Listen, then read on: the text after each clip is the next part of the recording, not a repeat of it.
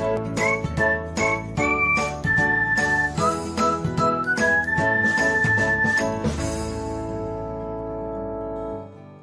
everyone, welcome back to another episode of Technologyglance.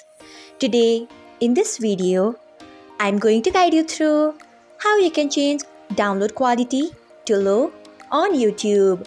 So, let's get started. Firstly, open YouTube app in your device. Then tap on profile icon. Next, tap on settings. After that, tap on downloads. Next, you can see the option of download quality. Tap on it. Next, tap on low. So, this is how you can change download quality to low on YouTube. Thanks for watching. If you found this guide helpful, we would love it if you hit the thumbs up button below. We upload great new tech tutorials like this one every day. So, do not forget to subscribe to our channel and hit the bell icon so that you'll never miss another update.